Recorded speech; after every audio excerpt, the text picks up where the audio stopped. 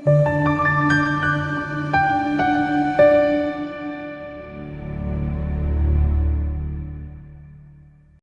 akakulonde nekubusise uphile uphushe uphumelele kona konke okwenzayo kama kupastor Friki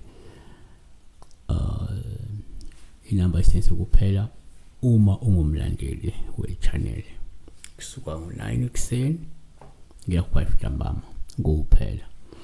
Qinisekisa ukuthi uma ukuthi kade uyicingela iphupho awuyena umlandeli le channel and you come across the number iyeke ungayisebenzisi yabo ngoba I get more calls from people who are just browsing and babona i-channel bese bathatha inamba bangifonela. Most of the time they banginikeza inkinga balokho ngibuza igama engibuza into eningi. Guys, awungibuza igama. The reason is there is no transaction lesuke yenzeka phakathi kwami nawe yabo. Akwakho ukubuza iphupho phela. Sibheka la glide period sawubona pastor, siyabonga umsebenzi osenzela wona. Bengicela ukubuza ngabe kuthoni ukuphupho sengayimbuza uyisenga impela kuze kugcwale into engaba ke 5 liter. Glide period, you was milking a goat until a 5 liter bucket was full of that goat milk. So kuwuphawu oluhle kakhulu in all angles. Number 1 ngokujwayelekile uma uphupha imbuzi sithatha njengophawu oluhle uma uyisenga luveza ubunhlanhla nesibusiso sokuzinza nje ngakwezeyimali noma nje ukwenza inzuzo okanye usuke umuntu ozothola umhlomulo nomvuzo omkhulu emkhakheni wakho.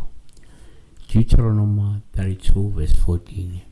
Inkomo zabo nezimbuzi zabo zabapha ubisi oluningi. 2. Kwesinye isikhathi uma uphupha imbuzi kuwuphawu esitshale njengoluhluma uyisenga lungabuye lukhombe la ukuthi umuntu ozochuma, umuntu ozophumelela, umuntu ozozuza kakhulu ngomsebenzi wakho ngokusikhandla kwakho yabona. Izaga 27 verse 27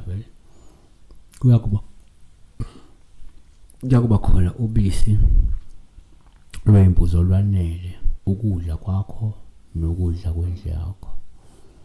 Number 3, kuyenzeka uma uphupha ubisi uma uphupha imbuzi kubuye kube uphawu oluhle uma uyisenga.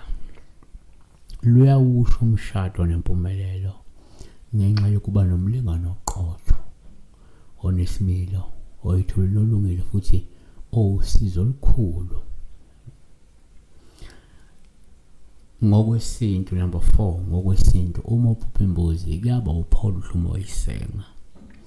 Luyasho ukuthi kungenzeka kudingeka usukume ugeze futhi uhlambulule isidalwa sakho ukuze kukhanye ubunhlanhla bakho. Ukuthi omunye umuntu lento yokusenga lobisi embuzi ngamkhomba lokuthi kungenzeka kukhona ubunhlanhla obuvelayo lapha ezidalweni zakho kodwa kumele asukume ebe nawo lokuzigeza lokuzihlambulula lezi zinto ukuze ubunhlanhla buqhwakele kahle kulo muntu, buhlale kahle kulo muntu, buzinze. Ngalokho ubisi lungaveza nje isixazululo ongasithola uma ulisebenzisa lobisi. Ungasebenzisa lobisi embuzi kukhona ungaxazululeka, kukhona ungavuleka, kukhona ungaqhela ukuba ungabazi ichitho nana yabona.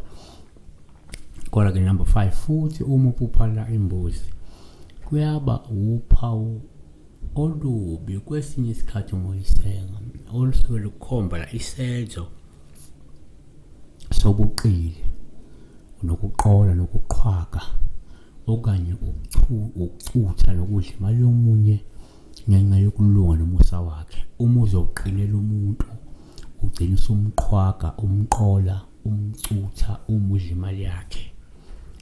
Lingavela iphawu leli uthola usithola ishuka mama wena usuloku uyamsenga umilkha le mali yakhe isigebengu ndini yabona livele kanjalo. noma umuntu wesifazane lokucutha lo baba omdala lokumudla le mali yakhe umyuza livele iphawu lawo lokuyisenga ukleza kule nkomo kusho ukuthi lo muntu uyadedela emalini nawe uyamcutha. 6 uma uphupha imbuzi uphawu lubi uma uyisenga kepha lungaphumi ubisi ngoba luyakhomba ukuthi kunomzuzu omubo okufekela kwemizamo yakho futhi imizamo yakho izohluleka ukukulethela umvuzo owulindele noma umphumela omuhle osuwulindele. Uzoba nenkinga zokungayenzi inzuzo ngabe ngokwebhizinisi noma kuloko sokwenza okuzodinga ukuthi bese uyasukuma uyakuxazulula lokwezinkinga ezivimba lokuthi wenze inzuzo ezimba lokuphumelela izimo lemizamo kulethele umvuzo omuhle owulindele. Siyabonga besibeka la okusenga imbuzi.